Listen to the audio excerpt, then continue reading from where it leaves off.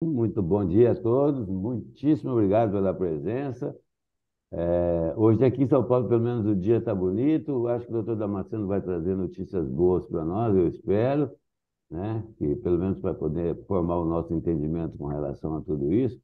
Sejam todos bem-vindos, tenhamos uma reunião boa. Estou adorando esse horário novo. Tomara que a gente consiga preservá-lo. Mas enfim, vamos lá, doutor. Então, que mostre aí para nós as coisas novas que você juntou, e juntou com as antigas, juntou com as médias, e possa, de alguma forma, nos deixar mais confortáveis aí com as expectativas tributárias, principalmente tributárias desses dias agora. Queremos todos uma boa reunião. Bola para frente, doutor. Muito bem, Sandoval. Vamos dar início ao nosso encontro de hoje. Realmente, o nosso horário ele tem tido maior acesso. Espero que ele não esteja concorrendo com praticamente nenhum outro evento, mas me aproveito as palavras da abertura, aqui antes de apresentar os nossos slides, a material é um pouco longo, é, até para responder um questionamento que o Paulo de Sá fez sobre questão de desburocratização, facilitar a vida do empresário nesse período de transição em que o trabalho está sendo desenvolvido na reforma tributária.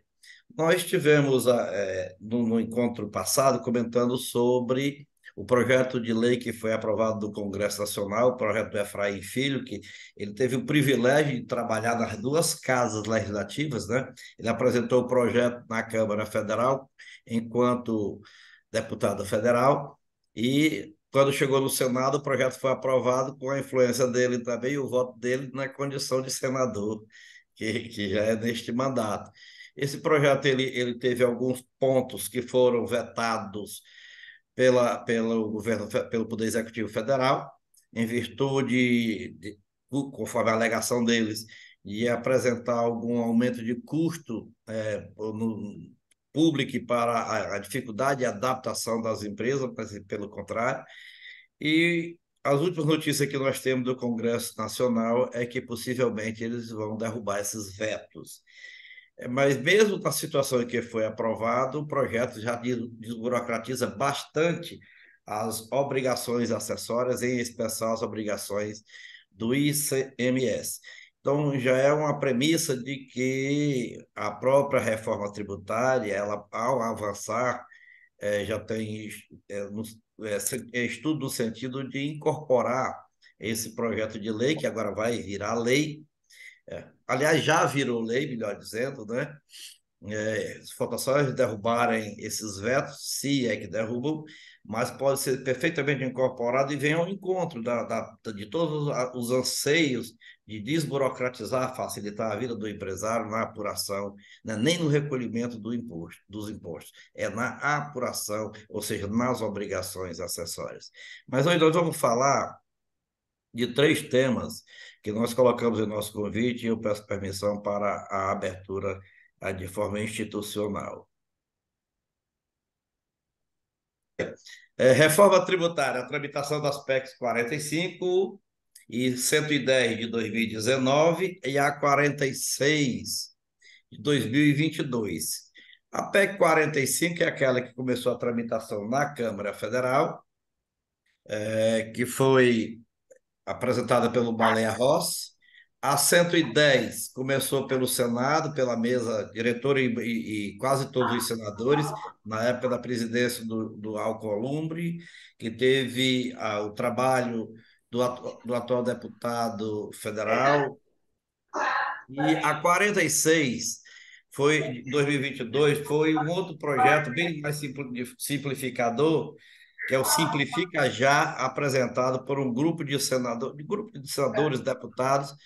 As três agora, ao chegar, quando o texto aprovado na Câmara da PEC 45, ao chegar no Senado Federal, as três foram apensadas, então virou um corpo só. Quando uma tramita, as outras duas tramitam junto para ao final ter somente um texto.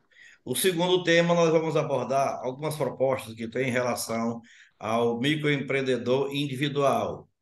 E, por final, somente a aprovação final do arcabouço fiscal que recebeu a aprovação do Congresso, depois de passar inicialmente na Câmara Federal, seguiu para o Senado Federal, onde sofreu alterações, teve que retornar para a Câmara, com 4 alterações. Na Câmara Federal, 2 alterações foram mantidas, 2 alterações feitas pelo Senado foram mantidas, e foi a manutenção do Fundeb, né, fora da meta, fora da restrição, e o Fundo Constitucional do Distrito Federal.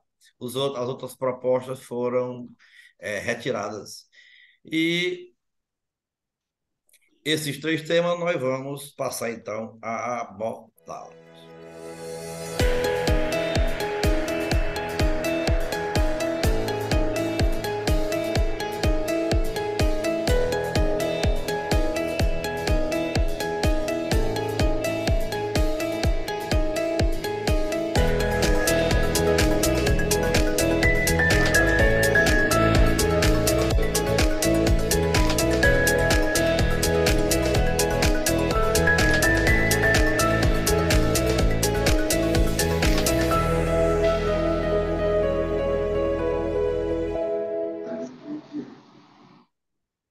Bem, reforma tributária, tramitação das PECs 45, 110 e 46 de 2022, as primeiras de 2019, na Comissão de Constituição e Justiça do Senado Federal. Por que está na comissão? A comissão, lá por decisão de líderes, é a única que vai apreciar a matéria e daí já vai direto para o plenário do Senado Federal. Então, não vai passar nas outras comissões. O relator é o senador Eduardo Braga, do MDB do Amazonas. E nós vamos ver aí qual é a proposta dele. O relator, senador Eduardo Braga, pretende ouvir todos os setores que poderão ser afetados pela reforma tributária antes de apresentar o relatório sobre a matéria. O cronograma dele prevê a realização de 7 audiências públicas sobre o tema, 3 ainda nesse mês de agosto. A primeira, no dia 22, será para fazer um diagnóstico e debater objetivos e conceitos da reforma. No dia 23, será debatido o impacto da reforma no setor industrial. E no dia 29, como a reforma tributária irá afetar o setor de serviços. Em setembro, serão mais 4 audiências públicas. No dia 5, o debate será sobre o impacto da reforma no agronegócio e cooperativismo. No dia 12, sobre regimes específicos e diferenciados. No dia 19, como as mudanças no sistema tributário vão impactar os estados. E no dia 20, o impacto da reforma sobre os municípios. Além das audiências já previstas, por sugestão de vários senadores, deverá ser feito um debate específico sobre o Conselho Federativo, que está previsto no projeto. Eu estranho que no plano de trabalho não haja nada debatendo o Conselho. Para mim, o Conselho é a antítese da descentralização. É um ponto de atenção você evitar a criação de mais uma instância burocrática que vai retardar ou deixar de dar transparência a essa repartição. Então, me alinho ao pedido de Esperidião a mim, no sentido de ter clareza, objetividade e de já termos os critérios estabelecidos para repartição na própria PEC. O presidente da comissão, senador Davi Alcolumbre, disse que essas datas poderão ser ajustadas para que a comissão possa continuar analisando outras matérias. Para o senador Eduardo Braga, a intenção é fazer um texto que vá ao encontro das expectativas da sociedade. Podemos antecipar algumas premissas que irão embasar o nosso parecer, como neutralidade, não aumento de carga tributária, redução das desigualdades sociais e regionais, simplificação, transparência, segurança jurídica, excepcionalidades limitadas em relação aos regimes beneficiados a partir de uma avaliação de custo-benefício que leve em consideração parâmetros sociais, econômicos e tecnológicos. Pelo cronograma, o relator deverá apresentar o parecer dele sobre a matéria no dia 27 de setembro. A votação deverá acontecer uma semana depois, no dia 4 de outubro. tempo hábil, segundo Eduardo Braga, para que o texto volte para a Câmara e a reforma tributária seja aprovada ainda este ano.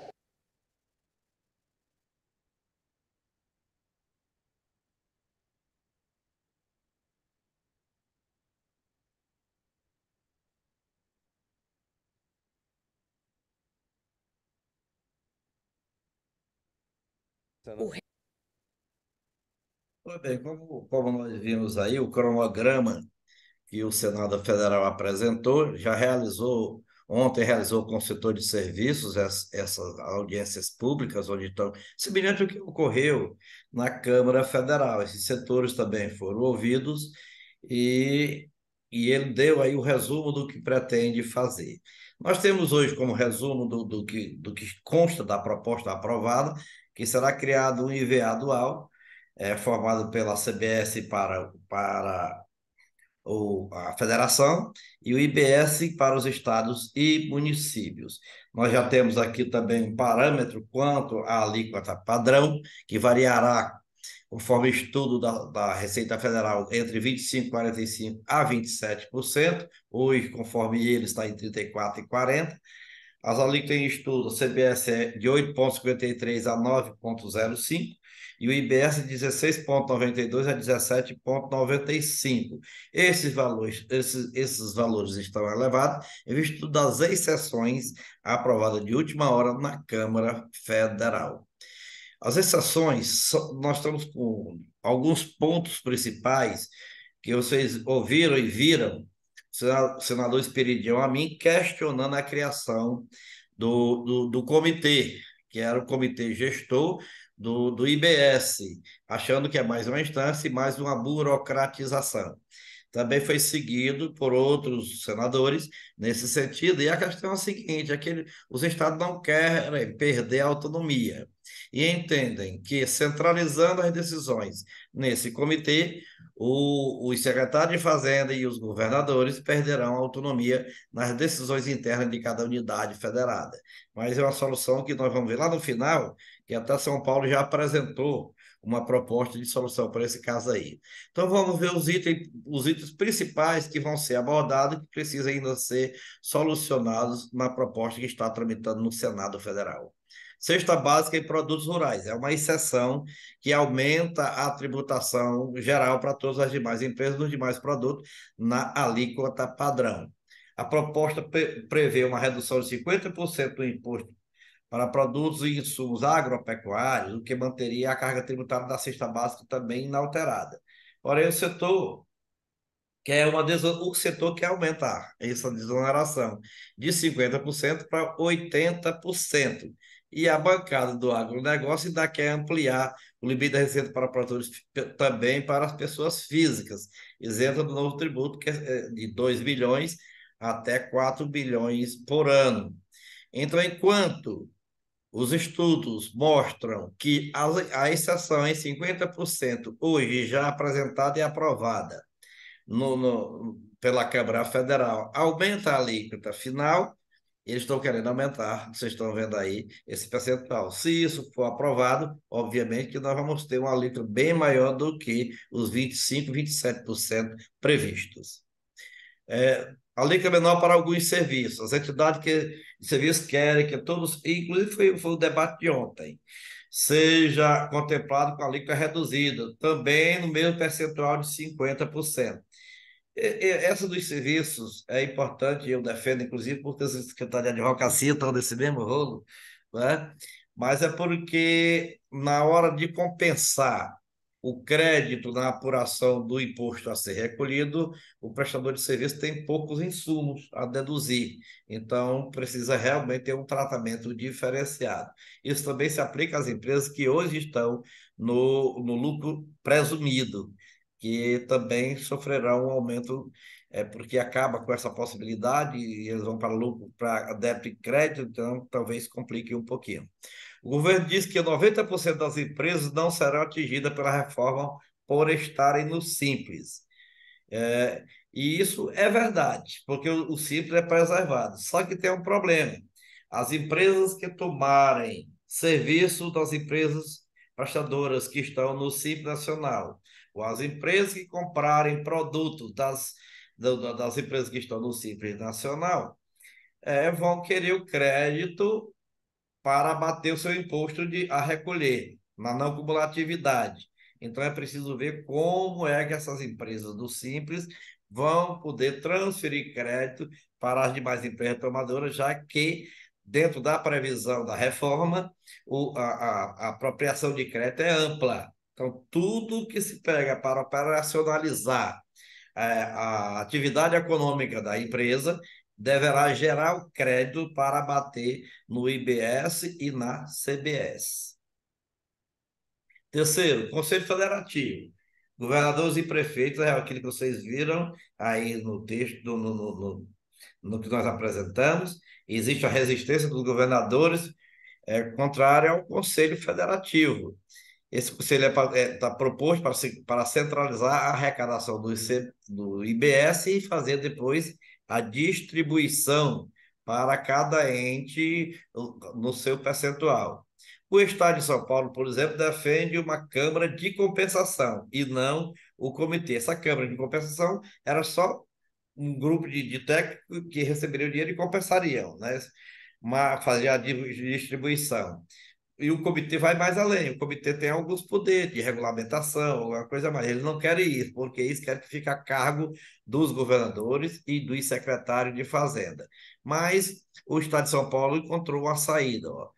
Mas afirma agora concordar com o Conselho se os estados do Sul e do Sudeste tiverem maior poder de decisão.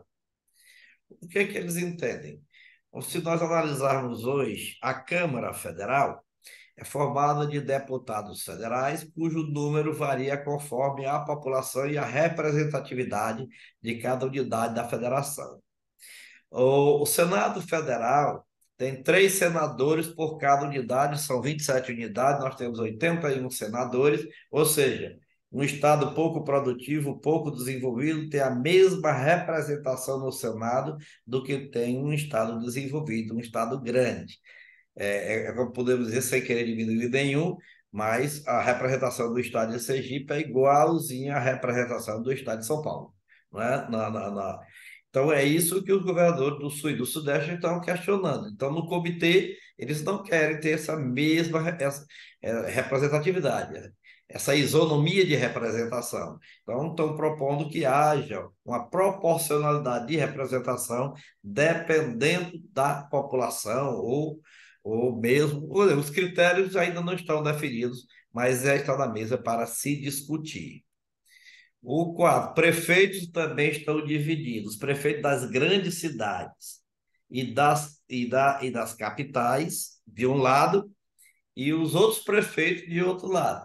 Os prefeitos das grandes cidades e das capitais não querem que acabe o ISS, que seja aglutinado ao ICMS para a criação do IBS, enquanto os municípios de pequeno porte têm todo o interesse. Então, nós estamos vendo aí, ó, a Frente Nacional dos Prefeitos, que representa municípios grandes e médios, posicionou-se contra o fim do ISS e pede que o tributo fique de fora da reforma. Se o ISS ficar de fora da reforma, não tem reforma, tem só uma simplificação do ICMS.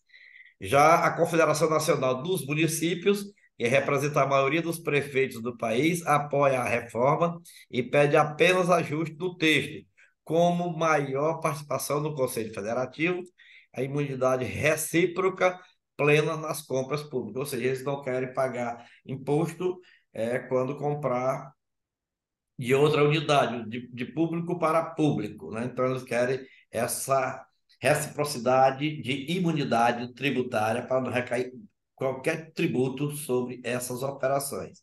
Então, essa divisão entre os prefeitos ainda precisa ser equalizada. Fundo de Desenvolvimento. Existe a divergência sobre o FDR, que é o Fundo de Desenvolvimento Regional. Hoje, na proposta, é 40 bilhões e os estados querem 75 bilhões. Os estudos mostraram que os 40 bilhões não dá para cobrir a possível perda de receita ou a possível perda de possibilidade de concessão de algum incentivo para captar alguns investimentos para certas regiões mais precárias. Então, o que é esse fundo? para conceder incentivos regionais. Hoje nós temos os incentivos constitucionais que foram prorrogados, incentivos para o Nordeste, para o Norte, etc. Então, eles querem esse fundo para equalizar esses incentivos. Também, já o critério de distribuição do fundo, o Sul e o Sudeste querem uma fatia maior do bolo, não querem o mesmo percentual das regiões pouco desenvolvidas. Então, sempre o Sul e o Sudeste querendo a participação maior. Então, há uma certa divergência também, tanto na composição do fundo, de 40 para 75 bilhões, como na sua própria distribuição. Entrada em vigor do IBS. Esse é a questão do ICMS. Na conversa pré-ambulada, na nossa sala de espera, o senhor Noval até falou de 2029, mas nós temos alguns critérios aí que precisam ser analisados. A CBS, conforme já está aprovado na Câmara Federal, ela entrará em vigor em 2027, com a extinção definitiva do PIS e da COFINS. Então, em 2026 entraria uma alíquota preparatória, chamada de alíquota teste, e em 2027 o PIS e a COFINS seriam totalmente extintos e entraria em vigor a CBS. Precisa se analisar as alíquotas da CBS, e ela vem através de lei complementar, então é preciso analisar para poder não acarretar uma subida muito vertiginosa. Só lembrando que quando nós falamos daquelas alíquotas ali no início, é o somatório da alíquota do IBS com a alíquota da CBS, ou seja, aquela alíquota em torno de 27% aglutina os 4 até 5 tributos, que é o IPI, que vai para algum lugar, e o PIS, a COFINS, o ISS e o ICMS. Então, juntando esses 4 últimos, eles vão gerar em torno de 27% a somatória. Já o ISS, o IPI, ele vai criar um novo tributo chamado IS, que é o Imposto Seletivo. Então, quando diz, não, nós estamos tirando 5 tributos, que é a que é a COFINS, o PIS, o IPI, o ICMS e o ISS, criando somente um, que é o IVA dual, não é uma verdade. Porque o IVA dual já cria 2 tributos, a CBS e o IBS. Aí são 2. E ainda tem o imposto seletivo, 3. Então, nós estamos tirando 5 tributos e criando 3 tributos. Então, a diminuição é de 2. Óbvio. Isso traz alguma repercussão nas obrigações acessórias? Sim. Porque hoje a obrigação acessória mais pesada que nós temos é do ICMS do ICMS e do PIS e da COFINS, que é uma confusão muito grande, porque são não cumulativos, mas o cálculo da não cumulatividade são de forma totalmente diferente. Então, extinguindo esses formatos, diminuindo as obrigações, conforme aprovado do projeto de lei do Efraim, eu acredito que isso diminui bastante. Bom, a proposta de transição gradual é de 2029 a 2033, que seria de 20% ao ano. Então, já começaria um pouco pesado em 2029. O que querem os estados?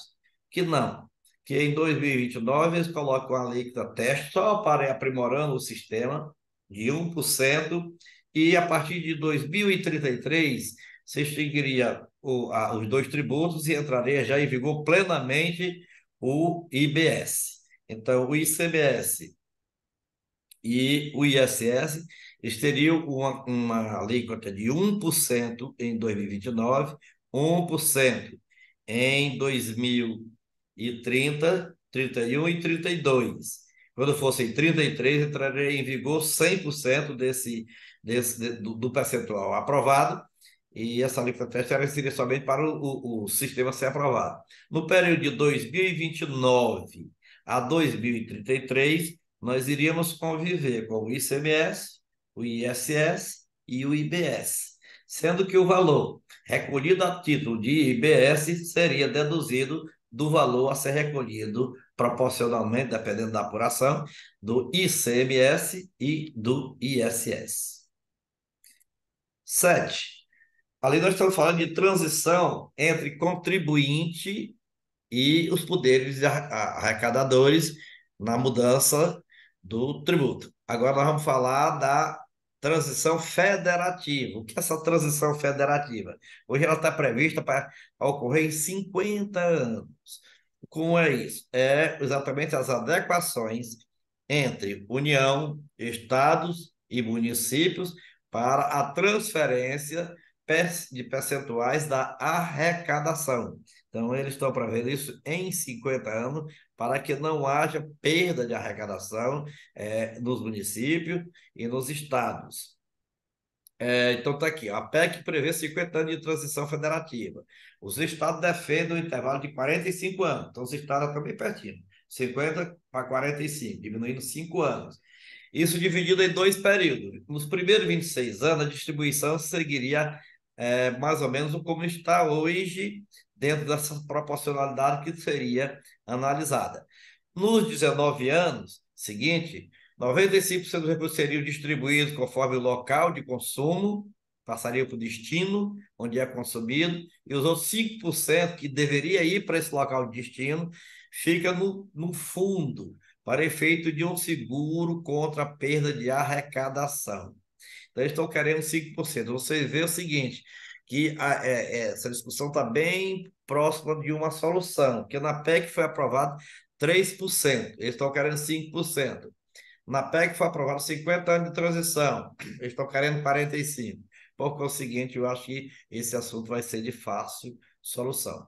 Mas isto, eu volto a dizer, a transição federativa não implica na transição do contribuinte para o fisco. A transição do contribuinte para o fisco ocorrerá na CBS de 2026 para 2027 e no IBS de 2029 para 2033. Então, em 2033, nós já não teremos ICMS, nós já não teremos ISS, nós já não teremos PIS e não teremos também a COFINS. Zona Franca de Manaus, foi outro gargalozinho que está ainda para resolver. A PEC prevê tratamento especial à região para manter os benefícios atuais até 2073. Mas o Estado quer um fundo de compensação exclusivo, como tem o do Nordeste, como tem o do Centro-Oeste, ele quer um fundo de compensação para lá, além dessa garantia do tratamento especial. E 9, a alíquota máxima constitucional é uma novidade e eu particularmente entendo importante. O presidente do Senado, o senador Rodrigo Pacheco, pretende que seja incluído no texto da Constituição o limite máximo da alíquota padrão. Hoje, a proposta é em torno de 25%. O que quer dizer isso? É que o IBS poderá ter a alíquota padrão variável de 0 a 25%, mas não pode ultrapassar 25%. Esse seria o limite constitucional da tributação. Não chegaria àqueles 27 e pouco, não chegaria a 26, chegaria à alíquota que foi estabelecida. Obviamente que o governo, leia-se Bernardo App, né, que é ele que diz que isto, se colocar no texto da Constituição, amarraria futuras e necessárias, nas palavras dele, alterações dessa alíquota. Porém, eu defendo porque traz segurança para o contribuinte. O contribuinte já sabe que não pode, que a carga tributária não vai variar. Eles querem deixar solto para ficar dependendo de lei complementar. Vejam vocês, alterar uma alíquota precisando de uma PEC é muito mais blindado do que alterar uma alíquota dependendo somente da vontade do Congresso Nacional, que pode decidir por decisão de líderes, né? É uma proposta de emenda constitucional, exige aquela votação qualificada nas duas casas, em separado, e uma lei complementar, ela é muito mais fácil de ser aprovada. Muito bem, esse é o resumo, só que eu quero fechar esse painel dizendo o seguinte, no Senado Federal, a cada reunião que vem ocorrendo com os respectivos segmentos econômicos, algumas propostas de emendas são apresentadas e elas serão analisadas, obviamente, pelo relator, para no final acolher ou não no seu relatório. Então, por conseguinte, não merece maiores considerações. Microempreendedor individual, projeto em andamento. Isso aqui é uma obra do nosso ministro Geraldo Alckmin. Como foi criado, o microempreendedor individual veio para formalizar aquele trabalhador que ia para o SUS e não pagava nada. Na verdade, a finalidade foi formalizar para que o governo, o INSS, que não recebia nada, passasse a receber pelo menos 5% do salário mínimo para aquele pessoal que procura ser atendido pelo SUS. Então, muitos se inscreveram, pipoqueiro, sapateiro e etc, etc, etc, de diversos segmentos, e hoje está em 5% do salário mínimo, a contribuição está em torno de R$ 81 por mês. Quem presta serviço paga 1% de ISS.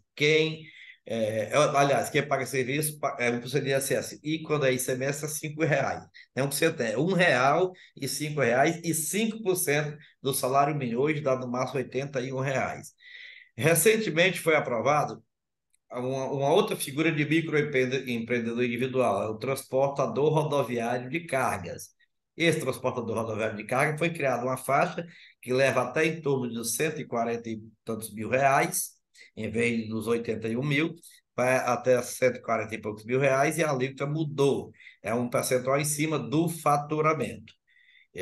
Hoje chega a 140 e poucos reais por mês o valor que esse profissional paga. A proposta é o seguinte: isso foi agora numa reunião que aconteceu no dia 24 de agosto, semana passada, no Ministério do Desenvolvimento, Indústria, Comércio e Serviços, que é o MDIC. Ele informou que trabalha a possibilidade de ampliar o limite de faturamento dos bens para R$ 144.900. Bom, isso ano. A proposta do Ministério também avalia a criação de uma rampa de transição para os microempreendedores individuais que acabam ultrapassando o teto anual de faturamento, se adaptando às regras de mudança de microempreendedor individual para microempresa. Hoje, o teto de faturamento anual do MEI é de R$ 81 mil. Isso no ano, é anual. É 5% e ele paga mensalmente 5% do salário mínimo, mais ou ISS ou ICMS. Esses valores aí, ele vê o seguinte: essa fase, essa rampa de transição, ainda não tem estudo nesse sentido. Mas hoje, quando o microempreendedor ultrapassa esse limite, ele já perde essa condição e fica no limbo, e às vezes até a Receita querendo que ele retroaja ao início do exercício fiscal. Então, o que quer trazer uma segurança para, ao ultrapassar o limite de faturamento, haja essa rampa de transição, ou seja, um período para que ele mude de uma situação para outra.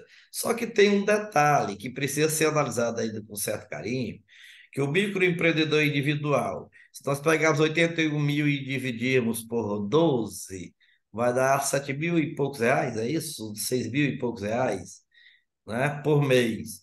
Mas se no mês ele faturar 8 mil e no outro mês ele faturar 4 mil, o que vai valer é a média anual. Então, não dá para ser no próprio mês do decorrer do exercício você já perder essa condição, porque pode acontecer de você passar um mês sem faturar nada, né? Então, é a média anual, é o valor final do ano, dos 12 meses de referência, para que chegue a esses limites. Então, a proposta dessa rampa, ela só pode funcionar de um ano para o outro. Precisa ser visto isso com certo cuidado. Também pretende criar uma nova faixa que vai dos que faturam entre 81 mil e o novo teto proposto, que é em torno de 144 mil.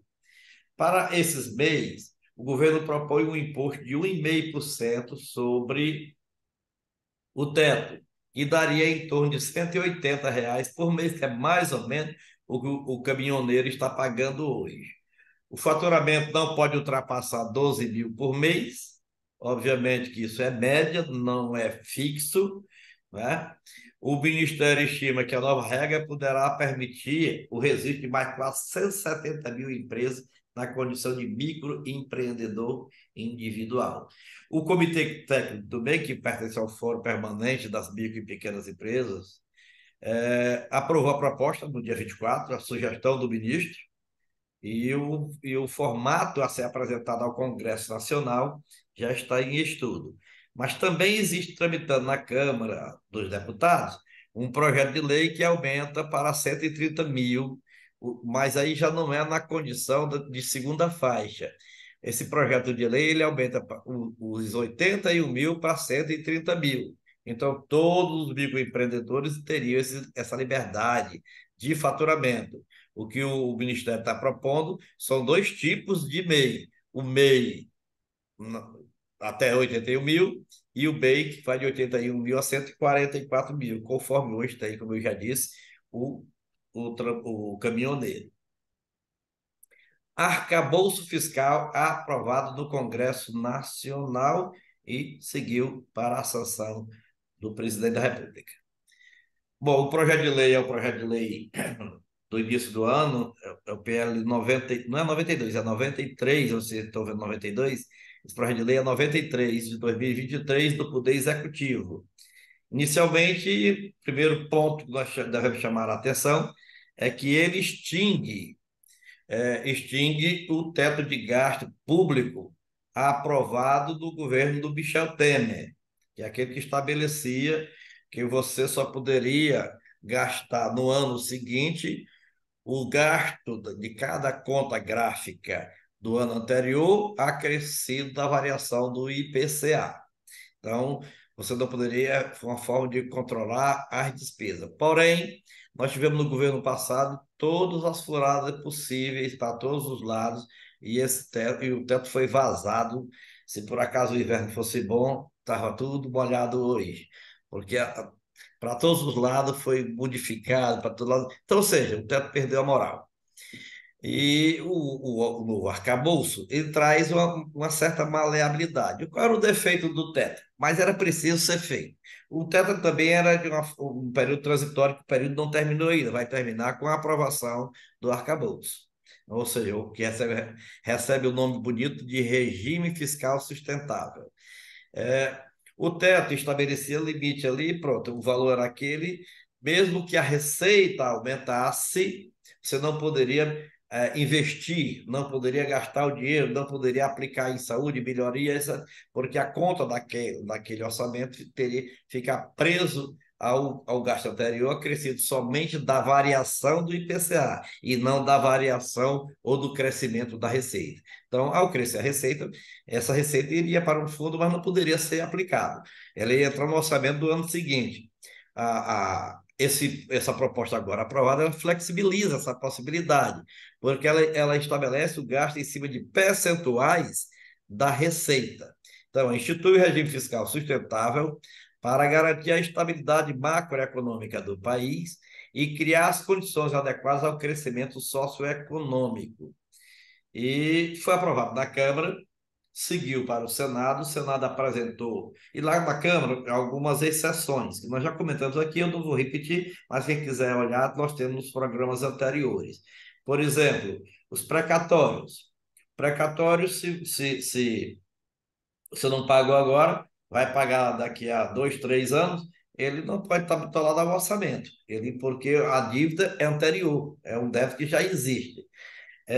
Uma receita de uma universidade. A universidade cria diversos cursos, cobra pelo aquele curso, cobra por um aprimoramento qualquer, por um trabalho feito. Essa receita não pode também entrar e ficar vinculada. Ela pode ser reinvestida nos trabalhos. E assim por diante. Então, tudo isso aí foi tirado do limite desses gastos que estão dentro desse regime fiscal sustentável. No Senado foram acrescentados 4 que saíram, que embora tivesse no projeto inicial, foi retirado da Câmara Federal, que é o Fundeb, que é o da Educação, o Fundo Constitucional do Distrito Federal, as áreas de ciência, tecnologia e inovação, estavam com dois orçamentos também separados, eles foram inseridos no Senado Federal. Em virtude dessa reinserção, duas exceções, quatro exceções, melhor dizendo, o projeto aprovado no Senado voltou para a Câmara Federal. Na Câmara Federal, foi mantido duas das quatro exceções acrescentadas pelo Senado.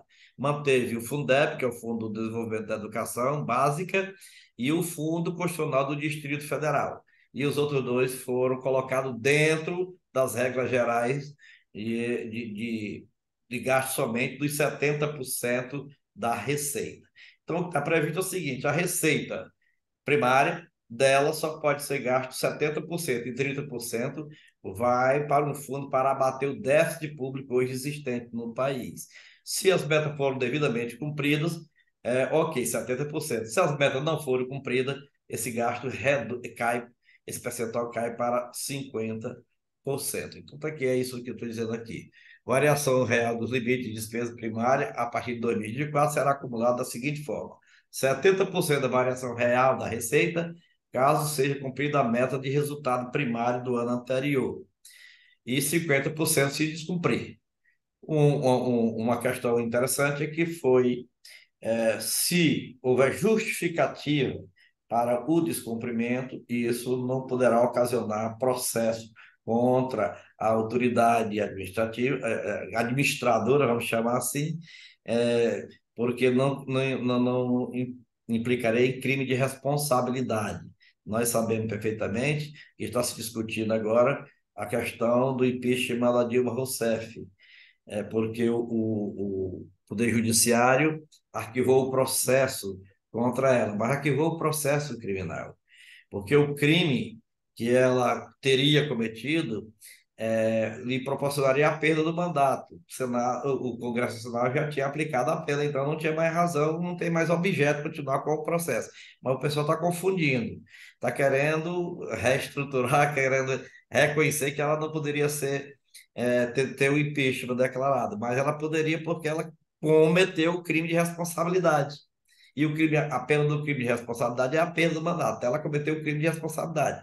Então, ela não cometeu os outros crimes que estavam dentro da área penal, que traria maiores responsabilidades. Então, esse dispositivo que estabelecia que essa fuga do cumprimento do orçamento causa crime de responsabilidade foi tirado agora, nesse projeto de lei, foi tirado fora. Em resumo, não sei se eu resumi, era isso, Sandro Roque, que nós tínhamos para trazer para debatermos hoje.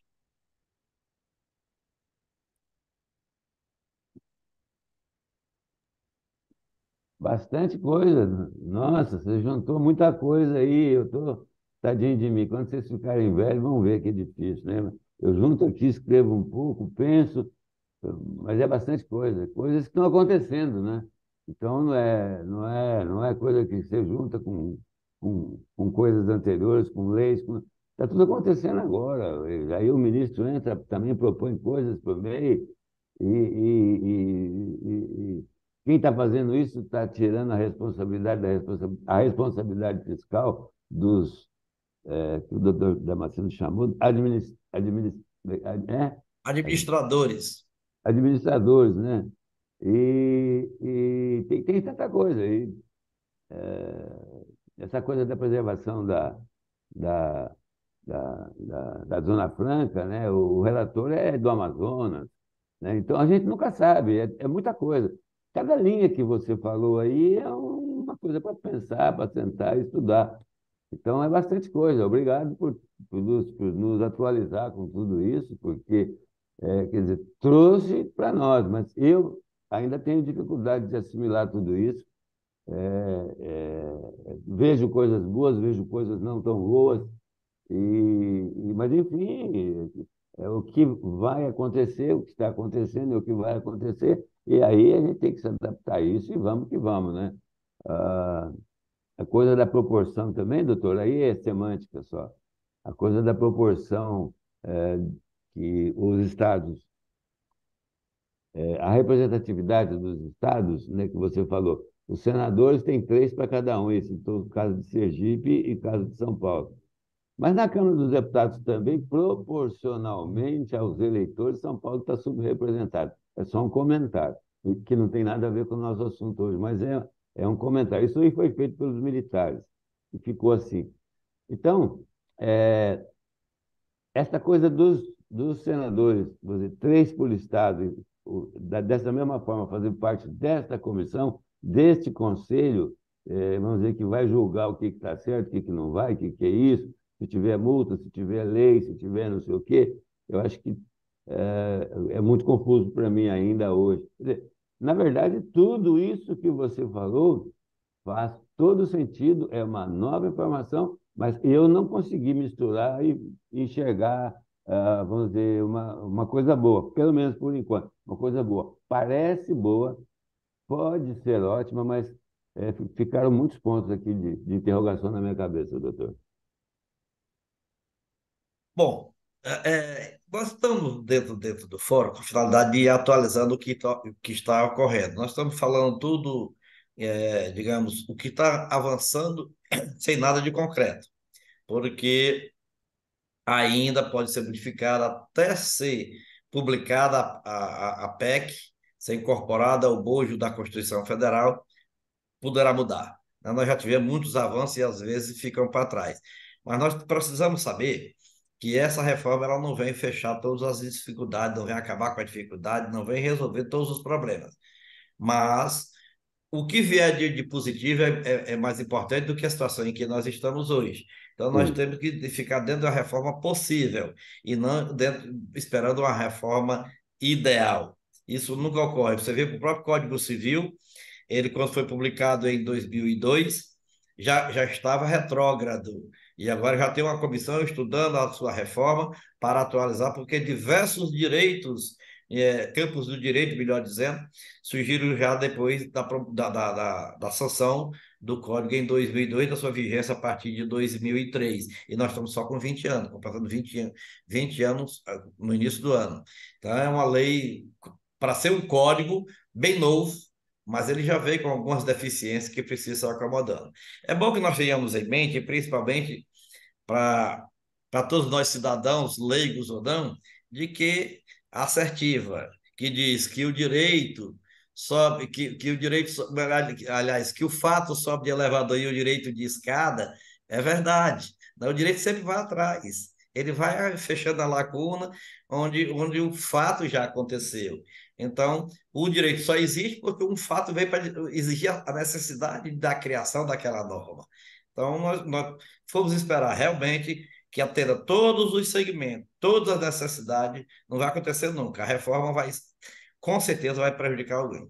Mas nós temos de anteontem, hoje é quarta, segunda-feira, a publicação de uma pesquisa, de um documento do IPEA, onde mostra que somente das 27 unidades federativas, inicialmente com a reforma, conforme está hoje, se não mudarem nada, com todas as exceções, alguns estados terão alguma perda que não é representativa. Veja bem, eles terão perda de arrecadação no aumento da arrecadação.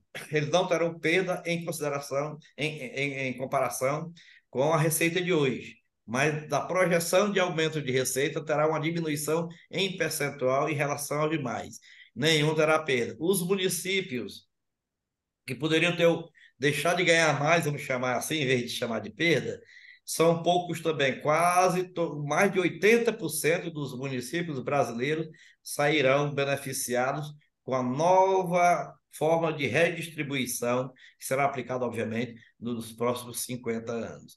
Em relação aos contribuintes, o segmento que está mais na mira, que precisa ter mais cuidado, é o segmento de prestação de serviço.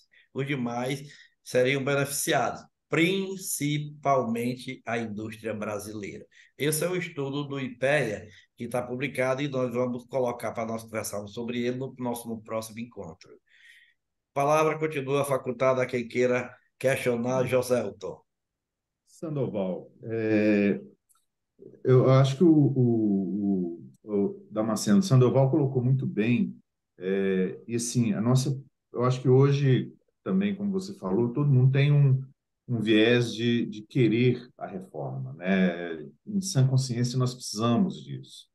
O que nos preocupa, e eu queria ver a sua opinião e dos demais, são pontos específicos, principalmente com relação à concentração de poder, né? Hoje você trouxe aí uma questão que já pondera isso, que é uma limitação de alíquota, mas, assim, a possibilidade de se legislar por lei complementar, né? Então, ou seja, a gente fica receoso quanto a essa questão, né? Não tem uma legislação ainda com profundidade para a gente entender exatamente o que vai ser, como vai ser, né? Então, assim, de certa forma, um texto de uma noite para o dia, né? Da noite para o dia. Eu fiz aqui uma ponderação sobre também a questão do imposto seletivo, né? Como será a aplicação? Está aí, está se falando, mas de que forma ele virá, né? E, ao mesmo tempo, a gente imagina assim, será que esse contexto, do jeito que ele está, ele efetivamente ele diminui o que nós chamamos hoje de guerra fiscal? Será que ele consegue atribuir essa efetividade que é tão procurada, né? Então, assim, como dentro de tudo que você tem lido, tem observado, como você entende essas questões? Como você vê esses itens? Começar pelo imposto seletivo, José. O imposto seletivo, ele está dentro do texto lá previsto para dois produtos. Eles estão dizendo que vão aplicar o imposto seletivo em cima de produtos prejudiciais, né? Então, prejudicial à saúde, prejudicial à saúde. Então, eu acho que viu, Sodão? Eles vão aplicar o imposto seletivo para quem ficar apaixonado demais também, que isso é prejudicial. É prejudicial. Eles acham que tem que aplicar em cima do cara apaixonado também, viu? Porque porque aí já prejudica tudo, né? Perde a noção do tempo.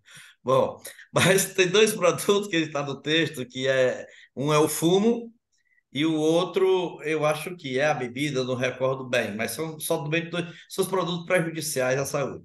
Está previsto também a tributação, que vem modificação no imposto de transmissão, causa mortes ou por doação ou por compra e venda, né, que é o ITBI e o ITMCD, para dar uma proporcionalidade.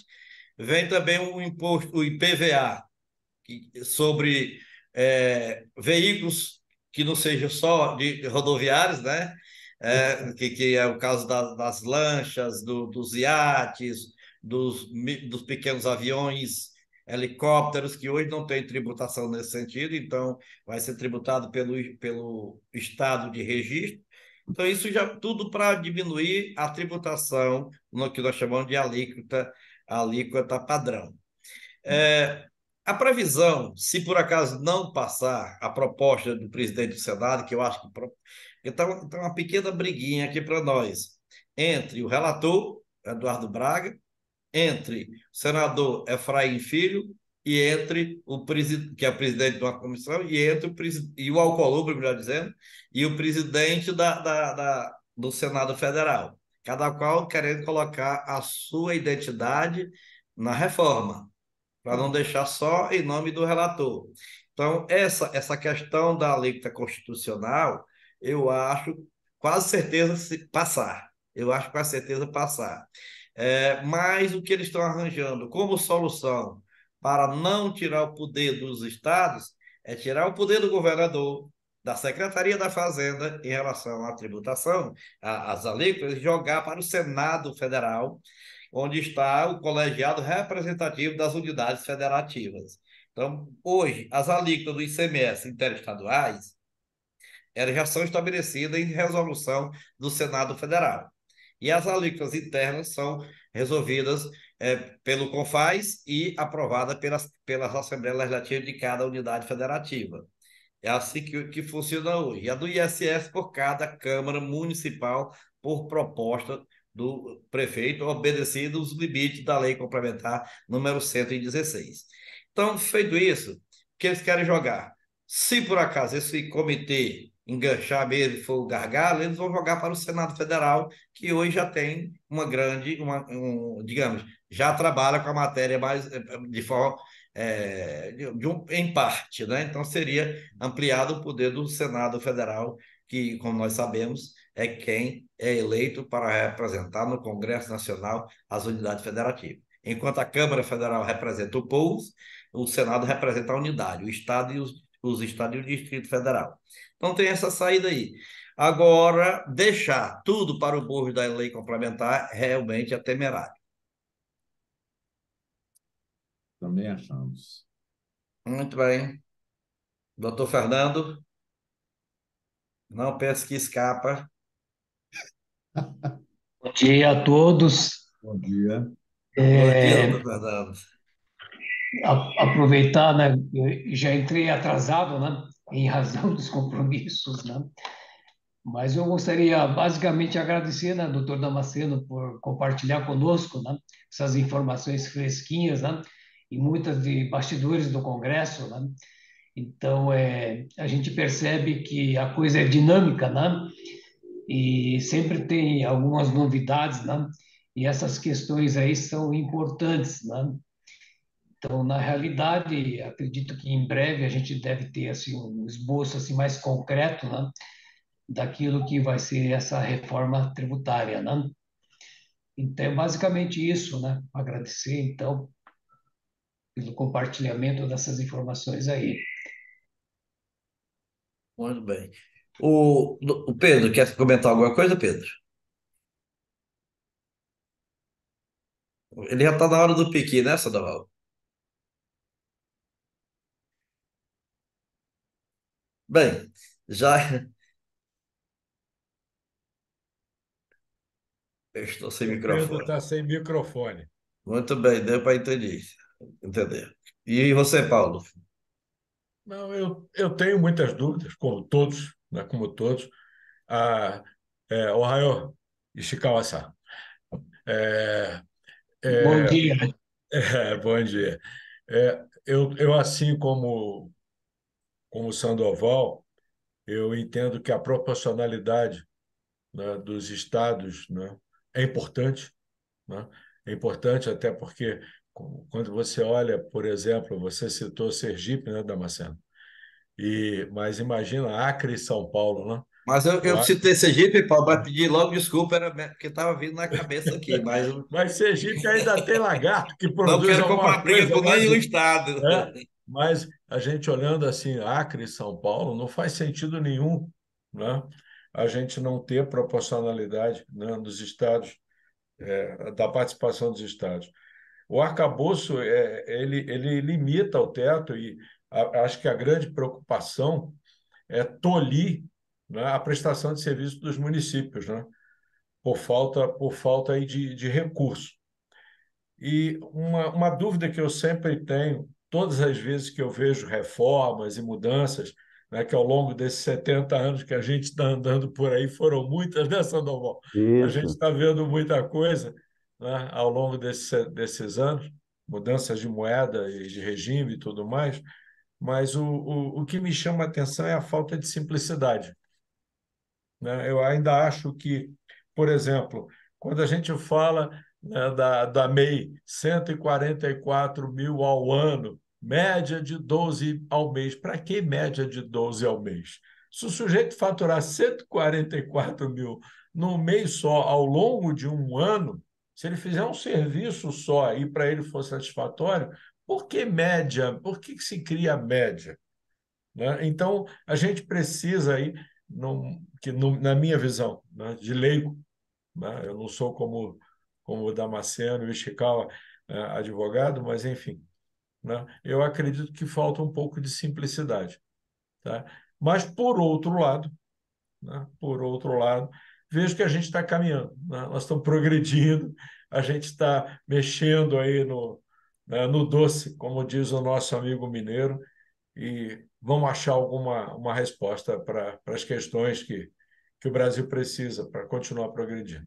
Essa é a minha colocação. Obrigado. Muito bem, Paulo. Só esclarecendo, Paulo, como você citou, digamos, se por acaso ele pega e tem um faturamento de 12, digamos, de 144 mil no mês, e não trabalhou os outros 11 meses, ele fez a média de 12 mil por mês. Não tem problema, está Sim, dentro mas a do... questão da Não tem média problema gera nenhum. confusão. É isso que eu estou dizendo. Eu me lembro assim, é, eu tenho dupla nacionalidade, eu sou um pobre português, né? E o português a gente peca muito por ser literal, né? Então o sujeito tem que tomar muito cuidado em Portugal, né? Por exemplo, nós três vamos tomar um café, eu, você e o Sandoval, né? Num bar, e o garçom pergunta: café? Eu digo um, aí você dois, o Sandoval três. Aqui no Brasil, o garçom vai trazer um para cada um, lá ele vai levar seis. Um para mim, dois para você e três para o Sandoval. Então, É, a gente tem que ter muito cuidado na hora, né, por interpretações literais. Mas, Paulo, é para ser assim mesmo. É para ser assim mesmo. Você vai para um bar, em vez de pedir um uísque, um champanhe, você vai pedir um café. Mas eu entendi. Foi só uma observação. Obrigado. O Doutor doutor Damasceno, Fernando. se permite mais uma intervenção, né? O nosso presidente Sandoval falou sobre a questão da representação, né? No Congresso Nacional, no Senado, né? E o Paulo também, na fala inicial, também tocou nesse assunto, né?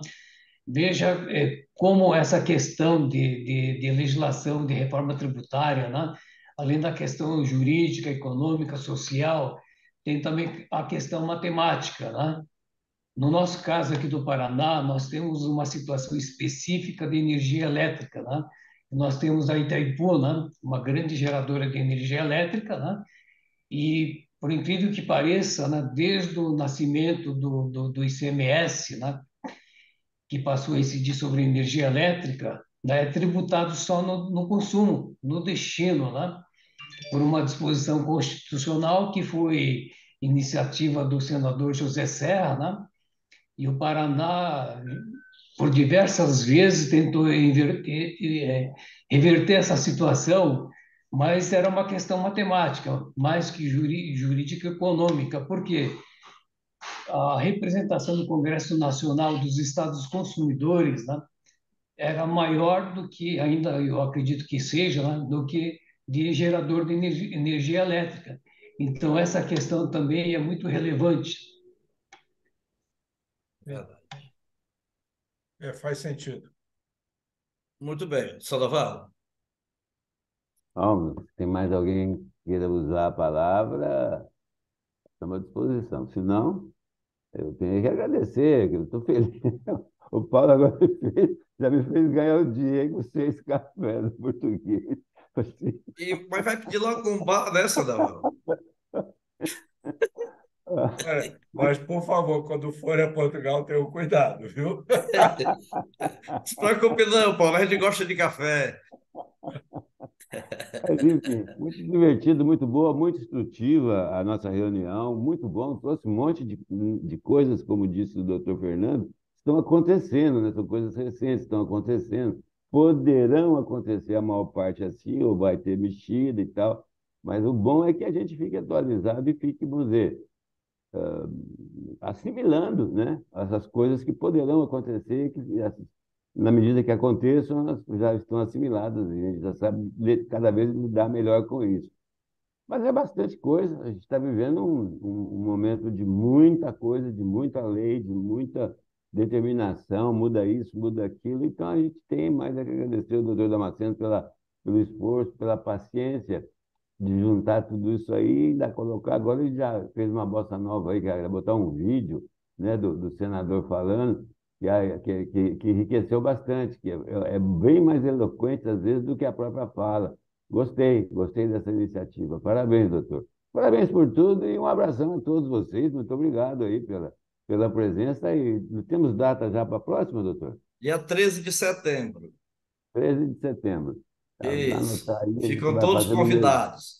E, viu, Ótimo. Sandoval, e se qualquer dos participantes queira indicar tema, alguma coisa, dúvidas que queiram ser tratadas no fórum, por favor, pode encaminhar para a DARF, pode encaminhar diretamente para nós, que nós estamos abertos ao debate. O fórum é de debates.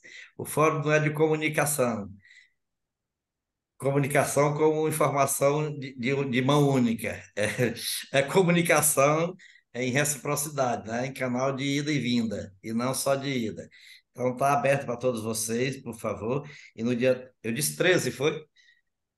Teve. Dia 13 de setembro nos encontraremos novamente. Com certeza teremos mais novidades da reforma tributária, que nós vamos manter o plantão sobre isso, e havendo algum fato novo que exija um encontro extraordinário, nós comunicaremos e o faremos, tá bom? Assim sendo, um abraço para todos e vamos, agradecendo a Deus, encerrar o nosso encontro de hoje. Muito obrigado. Amém. Um grande abraço a Obrigado, todos. uma boa tarde a todos. Até mais.